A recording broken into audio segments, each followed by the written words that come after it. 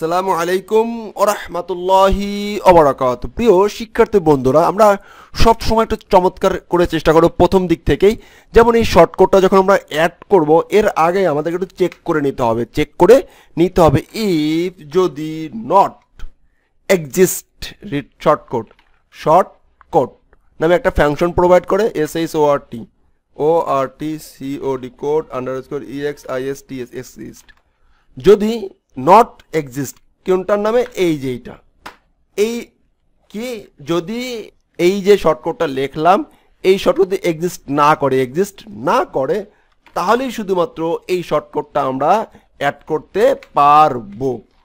যদি এক্সিস্ট না করে তাহলে শুধুমাত্র এটাকে আমরা এক্সিস্ট লিখতে পারবো।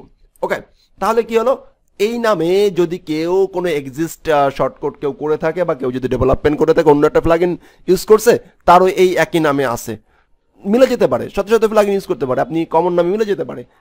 আপনি চিন্তা করতেছেন যে এই নামে আমি ছাড়া আর কেউ জানে না, আপনার মতন চিন্তা সবাই, আমার মতো মানুষ সবাই, আপনার মতো মানুষ সবাই, তো সবার একই ধরনের চিন্তা কখনো কখনো মিলে যেতে পারে। যেহেতু মিলে যেতে পারে সেহেতু অবশ্যই আমাকে এইটাকে দিয়ে নিতে হবে নট শর্টকাট এক্সিস্ট। যদি শর্টকাট এক্সিস্ট না হয় তাহলে শুধুমাত্র এইটাকে অ্যাড করো। ফাইন, অ্যাড তো করলাম, ভালো কথা। এখন প্রয়োজনে হতে পারে যে এটাকে আবার আমরা ডিলিট করা দরকার হতে পারে, দরকার হতে পারে। তো আগে দেখি এইটা এখন আগের মতন ঠিকঠাক কাজ করছে কি না। আমরা এইটাকে এখানে আসি অ্যান্ড এটাকে যদি একটু রিলোড দিয়ে এটাকে আপডেট দিলাম, আপডেট দিয়ে পেজটাকে একটু চেক করি যে সব ঠিকঠাক কাজ করছে কিনা, আগের মতন ঠিকঠাক আছে কিনা। রাইট, আগের মতন ঠিকঠাক আছে। এখন আমি চাচ্ছি যে এটাকে ডিলিট করে দিতে, কি করে দিতে যাচ্ছি, ডিলিট করে দিতে চাচ্ছি। তো ডিলিট করে দিতে চাইলে ওয়ার্ডপ্রেসের বাই ডিফল্ট একটা মেথড আছে, সেটা হচ্ছে কি রিমুভ শর্টকাট, রিমুভ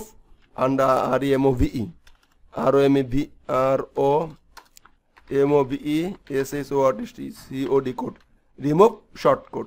এই শর্টকাটের ভিতরে এই যে শর্টকাটটা পাইছি আমরা তৈরি করতেছি, এই শর্টকাটটা কি করে দিতে হবে, হলো যে পাস করে দিতে হবে, শর্টকাটটাকে পাস করে দিতে হবে, যে তাহলে শর্টকাটটা কি হয়ে যায়, রিমুভ হয়ে যেতে, শর্টকাটটা রিমুভ হইয়া যাবে।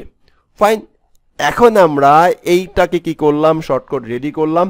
ফাইন, এখন যদি প্রথমেই যদি অ্যাড হয়েছে অ্যান্ড রিমুভ করে দিছি, তাহলে রিমুভ শর্টকাটের মাধ্যমে আমরা এটাকে রিমুভ করে দিতে পারবো যে কোনো শর্টকাটটাকে। তো এখন আমরা যেটা করতে চাই তা হলো যে একটু চেক করি, সেভ দিলাম অ্যান্ড আমি আমার প্লাগইনে চলে আসি। খেয়াল করেন, সে অ্যাক্টিভ থেকে ইনস্টল প্লাগইন থেকে এটাকে প্রথমে একটু কাজ করি যে ব্লাড ডোনেশন আনঅ্যাক্টিভ করি এবং তারপরে এসে অ্যাক্টিভ করি অ্যান্ড অ্যাক্টিভ করলাম, ভালো কথা। এখন এর যদি এটা রিলোড দেই তাহলে কাজ করবে না। কেন কাজ করবে না? কারণ এই নামে আর কোনো শর্টকাট সে নাই, কারণ সে এইখানে রিড পড়তে এসে করছে, ভালো কথা। পরে এসে আমি কি করে দিছি, রিমুভ করে দিছি।